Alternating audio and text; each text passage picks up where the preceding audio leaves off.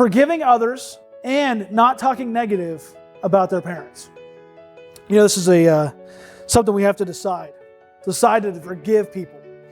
You know, with my story, I don't know if you heard my story or not, but my dad was an abusive alcoholic and drug addict, and he left when I was about 10 months old.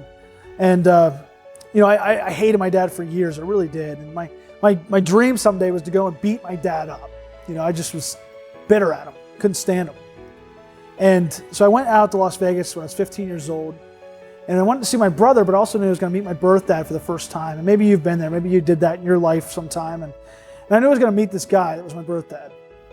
Well, I didn't know what to think, and I had all these weird mixed of feelings and emotions. And I went down to where he worked, and I walked in there, and I saw this guy that had just been ruined by sin, just you know, struggling. And these feelings of bitterness and anger started melting away a little bit, but I still was bitter at him. And I knew I needed to forgive this guy. So, you know, I started thinking about it and stuff, but then I invited him over to my uncle's house for dinner. I'd flown clear from Pennsylvania, clear to Las Vegas, and I invited my dad to drive just across town to come to his brother's house for dinner. And he didn't even show up. And so I hated him even more. So then I went to a youth retreat or a youth conference or something, and I want to encourage you as a grandparent raising your grandkids, make sure you have your kids involved in stuff, places you trust, but get them plugged into those things. It's going to help them and encourage them. It's going to help them know that they should be, it's going to be good for them to learn and be in solidarity with God and grow and stuff like that. And this thing's really helped me. And so one of the things that I really learned about, and one of them was forgiveness. And so I came back and I wrote my dad a letter when I was in Pennsylvania. I told my dad I forgave him. Well, I had heard that he had mocked that, and he didn't really care, I guess. I don't know. Maybe he did. I'm not sure. But I kind of carried it with me still a little bit. When I had my first child, I saw my son when he was 10 months old, and I thought to myself, how could you ever leave a kid like that? Make a kid fatherless like that? And I just was still bitter at this guy. Well, fast forward to 2011, I was out in Las Vegas, and I finally got to the point where I needed to forgive my dad. And I went down to where he worked, and I talked to him, and I said, first I want to make sure he was saved. And he said he was. He knew he trusted in Jesus as his Savior. If you've never made that decision before, I want to encourage you to make that decision, most important decision you could ever make. But he said he had made that decision before. He had a lot to answer for when he got to heaven. And I said, well, that's between you and God. And I also said to him, I said, I just want you to know that I forgive you. I want you to know I forgive you. And I'll tell you what, and he gave me excuses, and he said, you know, I left because of the snow. And I'm like, I was fatherless because of snow? I'm like, are you serious?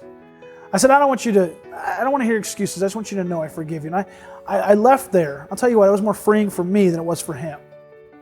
And maybe you're struggling with forgiveness. Maybe there's somebody that you're struggling with. And I don't tell you this about my story to make you think that I'm some special person. I'm really not. It was the grace of God that I was able to forgive. But through God, I was able to forgive my dad. And maybe it's your kid that you're bitter at. Maybe you're bitter at somebody that hurt you or abused you or abandoned you. Maybe somebody came into your life that you're just bitter about it. You need to forgive them.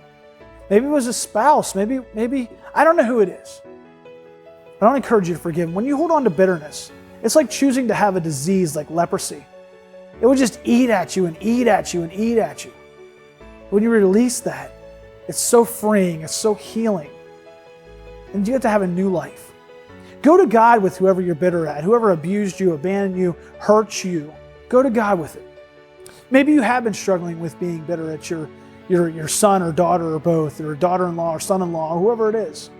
And now you're in this situation raising your grandkids or helping raise your grandkids. You know, don't be bitter at them. That's not going to help the situation at all.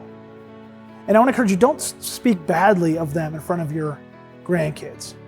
That's just going to make them bitter at you, your grandkids. That's going to make them upset. That's going to make them bitter. Just teach them to be forgiving. Teach them to understand that mom or dad or both made bad choices. Teach them to understand that maybe that mom or dad didn't have Jesus in their life, or they're not living for God. And this is what happens when you don't live for God. This is what sin does to your life. Teach them those things and help them understand that they can have a different life, that they can have a successful future, regardless of what mom or dad did. But bad-mouthing mom or dad doesn't do anything. Forgive people today. Stop bad-mouthing people and be an example in front of your grandkids.